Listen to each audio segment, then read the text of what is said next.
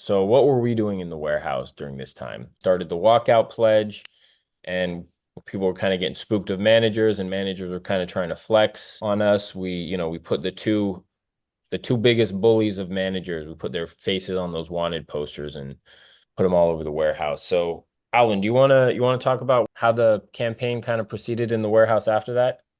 Uh, I remember the whole wanted posters reaction.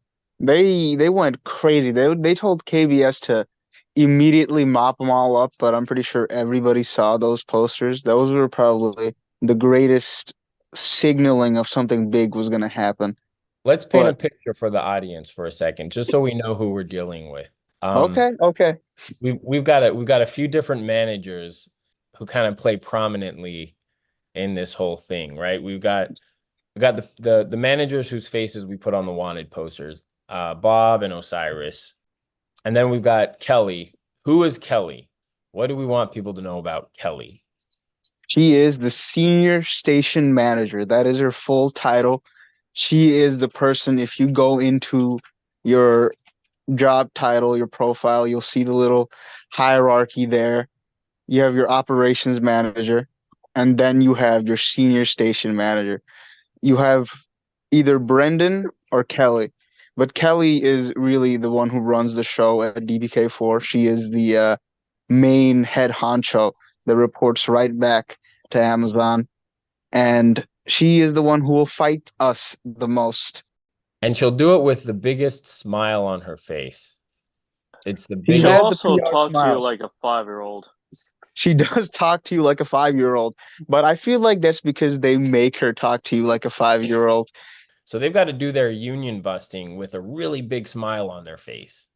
Well, they have to be as underhanded as possible, which kind of helps us too because we can call out said underhandedness because they try their best to hide this stuff, especially with all the union busters on the floor recently who are still here. They're still here. Still here. Cool. And who's another manager who plays prominently in this story? Well, we have Ralph. Ralph is a operations manager. He very much plays into his role. Kelly and Ralph, yeah, blast them on those posters as much as you want. Let's do it. Okay, so what we did first was we tried to gather up as many people as we could from the lunchrooms. We gave out a few speeches to rally people, and we got a good 20 to 30 people to come with us to the March on the Bus. And there is a basically a place where most managers will chill at during lunch. It's basically like a desk with a bunch of computers. They run the day to day there, and that's where they usually chill during our lunchtime. And so we walked up in force with a bunch of UOPs that we filed towards the managers for a bunch of unfair labor practices. And we want to give them this. So we do it in a group so that if they lie to us, there's multiple witnesses who can call them out. So we walked up there. Kelly was there. Kelly, Ralph, all the operations managers and area managers who were present that day were pretty much there to listen. Kelly was mostly the head honcho who talked, but we walked up. This is a bunch of labor practices, labor practices that we want to give in, and Kelly, of course, refused them because she can't exactly accept them because that means accepting the union as an actual organization within the warehouse, which Amazon does not want to do because that'll make us a legitimate threat, which is a big no-no for them. So she barely even looked at them, but that's all right. That's all right. Ellie still said what those UOPs were. We said our piece, and she said her piece, and that was basically the first march on the boss. Albeit, I will say that it wasn't the best on my part because I did keep it a bit too civil. Dylan here, as he said, he wanted a bit more cussing. We can't exactly swear, Whoa, wait, wait, but wait, wait, we wait. can we can be a bit more argumentative. You're right. You're right. You Dylan wanted literally more what? apologized to her after you gave her the UL, after you tried to give her the And I when UL. did because I say I I don't wanted want you her to to cuss feel at like her? I'm attacking her as a person. That's what makes me You're feel not bad because attacking her as a person. You're attacking her as a boss. So we had a stack of ULPs. We got around 25 of us. I think I counted 27 to march with us to the boss and to deliver those ULPs. Ellie and me and Kenny gave a good speech. We got kind of confrontational, and then it was great because Alvin, this was your first time doing it, and you really didn't want to hurt Kelly's feelings. I listen, you know what? I feel like doing it this way the first time and then going the next time, knowing that we're still fighting this, that the first time we're being courteous and the next time you really go at it, I feel like that's the right way of doing it. So that for I'm like the next time I'm up there, I'll be like, hey, no more Mr. Nice Guy. I want to say that so bad. I've never said that phrase in my life. I want to say that like unironically this time. I think we did a good job. Like, I think it's good to be peaceful and nice. Like, we're not trying to hurt anyone's feelings. We're just trying to get Yes, we paid. are. It wasn't just a stack of ULPs. We also had a few demands that we took from the survey. Do you remember what those were? The most important one was an end to secret write-ups. Like management had such a history of just writing down something, a little infraction you do here and there, but they will never come to you the day of to address the problem. They'll hold that information to write you up later when it becomes convenient to them. Yeah, they're like a secret police force. They maintain a secret record on everybody so that when it comes time to fire people and they don't want to pay unemployment, they've got all kinds of reasons backed up for why they can fire people. Not that they need reasons to fire people, they just don't want to pay unemployment. So they keep a record on people and they claim they don't do it, but they do. And I've seen it because a few years ago, as part of a ULP we had filed against them, the federal government forced them to turn over our write-up records, and I saw write-ups on there that I had never seen before. And this was like write-ups from even like a year before I had so it's not like these were things just like that they hadn't gotten around to telling me about it. I had a rap sheet that I didn't know about. That was one of the demands we made in the March on the Boss is no more secret write-ups. And I don't think either of you guys were there the next couple days, right? No, we were not. Yeah, So we were off from work. yeah, Ellie so told us though. Ellie told us about what a bunch of stuff happened, especially with Ralph apparently walking up to her and begging her not to be on the next wanted poster, which Oh wait. I was there. I remember this. oh, you remember it? I Go ahead, sir. remember this. There was such a long conversation between them one day. It was mostly Ralph trying to cover his own ass and not be the target of the next wanted poster and not be the target of like anything that we do. Which is very And then hard he to continues to be yeah, like, you can't be doing this, man. like you really can't be doing this shit, but of course you're gonna be one of the next people that we're gonna have to make a wanted poster of. yeah. Okay, so yeah, and then the crazy thing happened 2 days later during stand up. They announced the write-up policy, and they're like, okay, so we'll always tell you, and trying to cover their asses, like they didn't do secret write-ups, but telling us, don't worry, we won't do secret write-ups. But a lot of people there had been secretly written up before, so they knew it was up. And so I confronted Ralph on it. I'm like, so you're promising right now that if anyone gets anything on their record, if they get anything written down, if they get anything that can in any way come back and bite them, that they will get notified immediately and they'll get a warning. And he kind of tried to sidestep, and we put him on the spot and made him say, yes, I commit that you will always know if anything is going on your record and you'll always be warned first. And then he pushed it further, and he's like, and if you get disciplined for something that you weren't immediately told about, come to me and we'll take that off of your record. And so we got him on record saying that. We got him recorded saying that. Well, never let this man go under oath of anything in court because he's an instant perjury machine. Oh yeah. He is an instant He's perjury machine. literally instant perjury. Anyway, that was nice. We got that on recording. We'll throw that up on our Instagram one of these days. Recording of No, himself. no, no. But this is foreshadowing. This is foreshadowing for how he breaks it right after. I know. I know. Not no sooner did they say that. Yo, and the worst thing about it, he didn't even like. There was no grace period. It happened immediately. It happened in the same month. We had to talk to him about it on the second march on the bus, but that's later on. Now we got to go to the play-by-play, the juicy bits for the walkout itself, the big strike. Yeah, take us through it. Let's look at what the plan was going into it and how Amazon countered us and how we had to counter Amazon. Come on, Dylan. So gearing up for this walkout, we were gathering signatures. We were pretty successful in gathering signatures. And we had to consolidate on one day. What was our strongest day? Where did we have the most amount of people? After much deliberation, it was Saturday.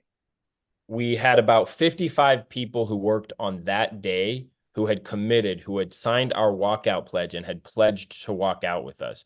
So we had about 55 people who all had that overlapping day who had pledged to walk out. So we felt like we were pretty strong that day. Now, the day of comes, and it's one of the weirdest kind of feelings in the world because it was clear management found out about the day it was happening.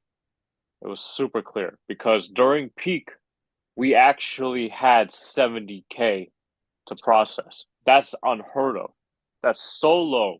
Well, they're like, okay, let's minimize the damage that this walkout can do. Let's send some volume to other shifts and to other sites. So we're usually getting around, 90K this time of year, sometimes more. So what does Amazon do? Well, we come into work and we see that they actually had sent a big chunk of that to other sites or to other shifts. We only had 70K instead of like 90, 95. So we already knew that they were onto us. They were trying to minimize the damage.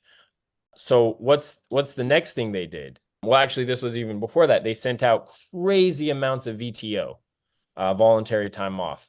And why are they doing this? Why are they sending out mad VTO? Because they know a lot of people are going to pick that up and they're not going to come in. So a lot of people who might have signed that pledge, who might be like, yeah, I'll walk out when you guys walk out. Well, they see that VTO and they're not thinking about the walkout when that VTO goes out. So they pick it up. So already Amazon had been able to like sneakily VTO, like get off of the schedule, a good chunk of people who said they were going to walk out with us. And then they sent out a bunch of VETs to get people from other days to come in and cover that. So they were already like strike breaking, right? They were trying to minimize the damage and they were strike breaking. So we got in and it was like a different arrangement of people than we expected to be there. And we had less volume. They were trying to minimize the damage we could do.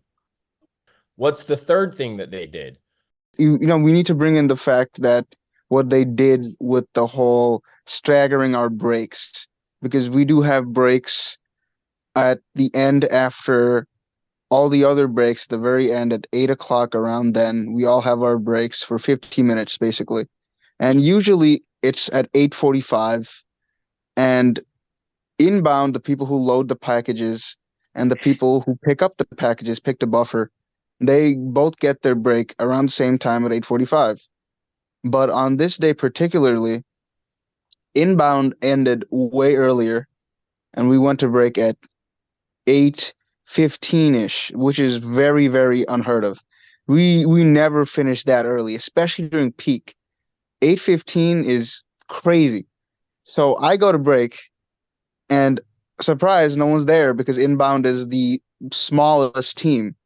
The two biggest team picked a buffer, and the stores picked the buffer comes in at 8:30. And by now we're all already like, hey, we got to leave. We pretty much agreed around this time to leave, and we try and wait for the stores, but 8:40 comes by, 8:50 comes by, they're still not done, which is like, no, it never takes this long to finish, especially for 70K. It should not take this long.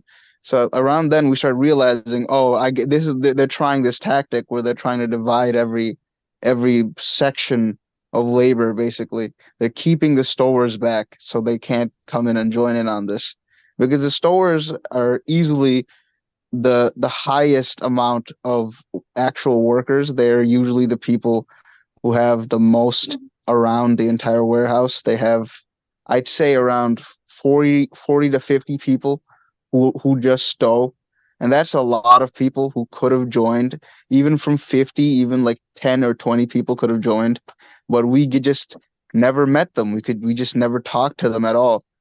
Well, they knew divide and conquer. They knew they could separate us. So what they did was they put us all in, they front loaded us all either in the dock or picked a buffer, and then they ran the volume down so fast that, we had to basically run to keep up, and it just piled up, piled up, piled up, piled up for the next, for stow.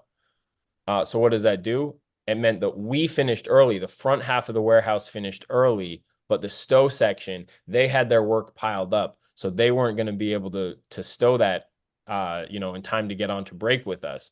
So they were able to stagger our breaks. They were able to split up the workload, and they were able to basically isolate our whole crew. And then they wouldn't let the rest of the warehouse go on break while we were in the break room, right? They did it brilliantly. So they were able to get our numbers down to 20 or 30, 20, let's say 25 people that were actually there with us when we were able to make the announcement, hand out those flyers, and walk out. And then the final thing they did to try to intimidate us and actually stop that core of tight people, like everyone in the break room, actually, they stood with who we could actually access. They stood with us, and we're getting ready to walk out. And so I start giving a speech trying to like bide time to give the stowers time to get on break and join us. And we're trying to buy time, but they're not letting them on break. And now it gets to the point where we've either got to clock out or go back to work. Either clock out or go back to work. And if you clock out, you got to get out or you're trespassing. So they put us in this tight position where we can't even access half the shift. Like they're just trying to ferry us out as quick as possible because they wanted the stores to come back from break, but they won't let them come back until we're gone. Because if they see this, they'll definitely try and join. But the beautiful thing about that moment is then they tried one more thing. And when I was giving that speech, they came up, and Ralph and Kelly, and they came and they tried to intimidate those 25 people standing with us, and they tried to scare them out of walking out. And Ralph started, raising his voice, but all of them, not a single person chickened out. They all stood there, and then we walked out together right past Ralph and Kelly. Yeah, there one more thing that Kelly did, which was a big no-no, was she defined the clock out area as a work area. Yeah, Like yeah, that right, was one like of the greatest things they just pulled out of their ass. Nobody yeah, works like there. That ain't no work yeah, area, bro. last second. What work gets done at the punch out clock besides going home?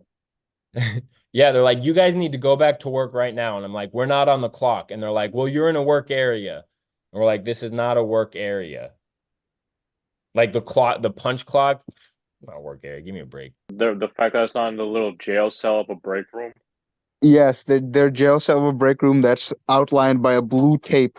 But they thought they had us, right? Like they pushed us down from having what was going to be a 55 person walkout, and they were able to push it down into the 20s, right? By all these tricks. And I think they thought they had us. They thought that we weren't going to be able to fuck shit up for them. They thought it wasn't going to matter, but then what happened? We go outside and then we see the biggest thing ever, coordinated by my man Brendan over here. I'll hand it off to him. Because I will say this, walking out to a crowd of people all chanting against Amazon, that was the greatest feeling ever, man. Brendan really handled it really well. I'll let him give the play-by-play on how that happened.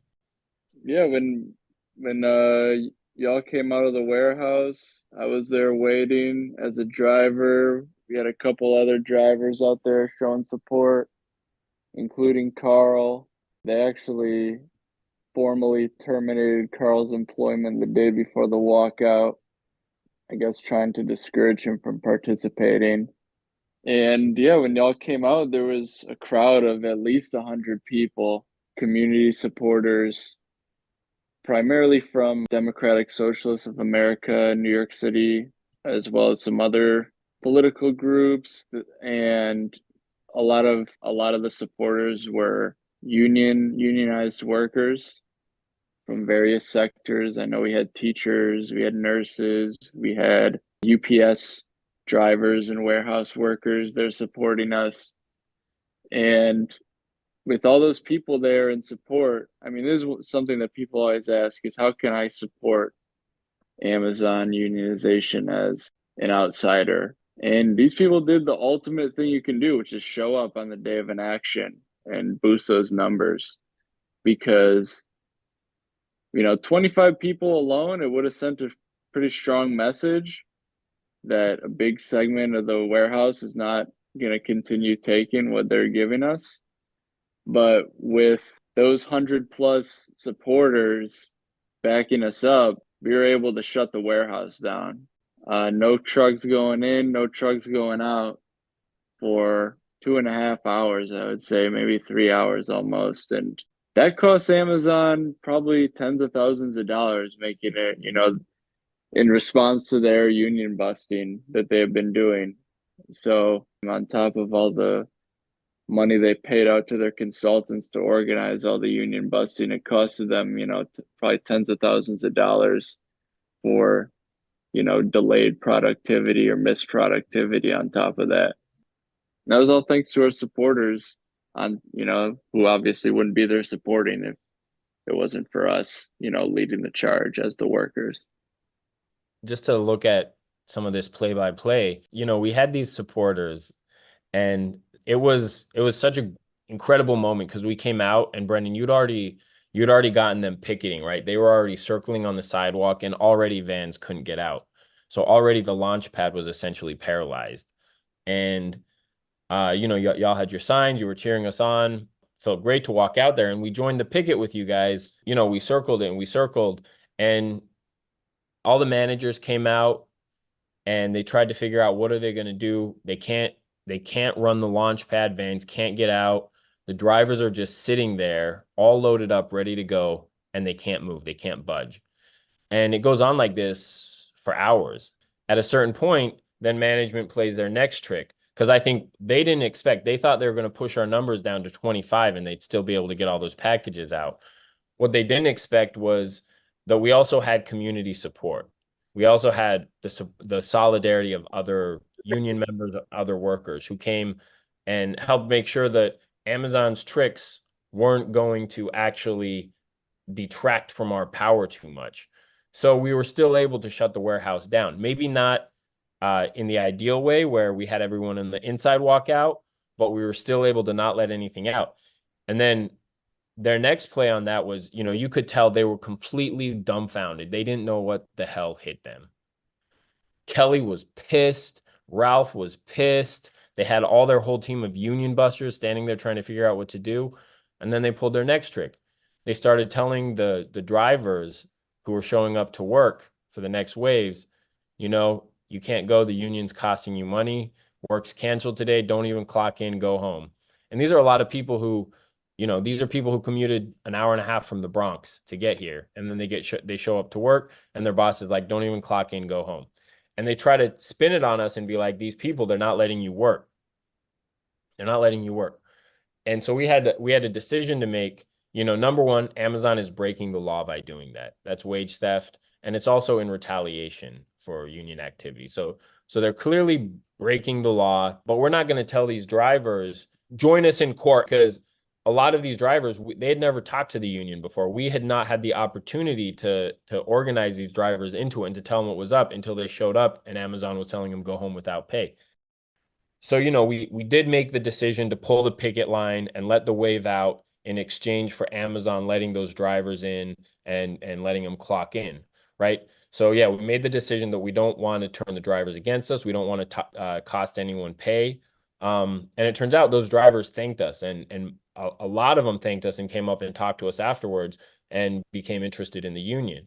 But then what did we do after that happened? We went right back down to shutting the warehouse down. All the drivers are clocked in now. We extended the picket and we closed it off again, and we paralyzed that launch pad again for another hour or so. Yeah, and I will say, one of the drivers who was most upset when he showed up and our manager told him that he couldn't clock in because of the strike.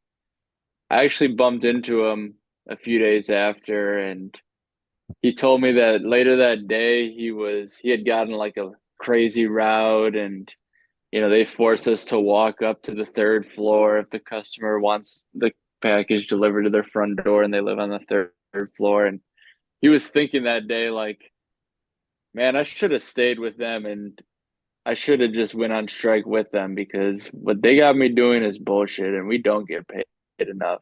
So I think we left a lasting impression on all the drivers that were there that day, even if they didn't participate on the first strike. Yep. We 100% did. Like, as a PR campaign on our side, that was probably the biggest thing we've done to let everybody know we're a thing. Because to this day, I still have drivers who walk up to me and say, "Hey, man, I saw you at the walkout. Can't wait for the next one." And that's just like the biggest morale boost there is. I'm glad we affected so many people like that. Now, when the second one though is the question. New Oh, edition dropping soon. what do we do after that? Or last day of peak, we showed Amazon, we showed each other that we have each other's backs, that we mean business. It was a nice little chess game that we played with Amazon there. And now it's sort of a battle of the narrative. They're going to try to say one thing happened. We know what happened, but they're going to try to minimize it and pretend it didn't happen, or pretend it was smaller than it was, or pretend it didn't impact them the way it did. But the bottom line is we were there, we saw their faces, we heard what they were saying, and they were livid. They were furious. But now they're trying to minimize it. So, we couldn't just end on that note. So how did we end peak? What did we do the last day of peak? That was the final March on the Bus of the year. Our last little send off towards and our welcoming of next year, of course. Our final big act. We did it again. We called them out, and especially because the secret write-ups, well, we heard them. We heard around the warehouse that they were starting up again, and so we had to call them out right after. We just talked about this, man. You cannot be doing it again. So we had to call it out, and we showed up in force again with 20 to 30 people. They were all there, furious as hell. And Ira was taking front man on this. And of course, the second big man in the show, Jakey. He's not on the podcast, but he will be someday soon, I'm sure. Yeah, and like our first walkout, we also brought up, the retaliation and the union busting. And through the course of the campaign, and especially during the walkout, we documented 10 or 11 instances of Amazon committing unfair labor practices, them trying to intimidate us or retaliate against us or interfere with our right to organize. So we documented those and we filed with the federal government, have a whole bunch of pending ULPs. But then even when we did the March on the Boss, they committed more ULPs. They committed more violations. Number one, they told Diego, you can't record. That's protected activity. Of course he can record. And then Ralph told us, you guys, we're not doing this here. You guys can come talk to me one-on-one. I'm like, what about the open door policy? He's like, we have an open door policy, but this isn't it. You can come talk to us one-on-one. I'm like, Ralph, we're not on the clock and this is protected concerted activity. He's like, we're not doing this. You guys can't be doing this. So like him telling us that he'll only talk to us one-on-one when we're off the clock and trying to like tell us we can't be doing what we're doing, that is a blatant, obvious ULP. So of course we filed on him on that too. So It's not even just the fact that it's a ULP. Just imagine not having just being such a kid about it. It's like you can't be doing this, guys. You're hurting my feelings. Like, come on, man. Where's the modicum of authority that you show on the daily basis? It seems like he's such a bully. It's when you actually go in force when people are watching and he's not on one, he loses all that bravado. And that is why you should keep going to him with more people so they can never fuck you over like that. that finishes us off. Thank you for joining us for this episode of Amazon Unpacked, the podcast Amazon does not want you to hear. I am your co-host Ira, signing off. Good day, people. Let's enjoy 2024 and keep fighting this fight until the next one. Solidarity. Let's keep raising hell, fellas. Let's do it. All right, y'all. See you next time. Blood said one word. Solidarity. I love that, man. Some real cool shit.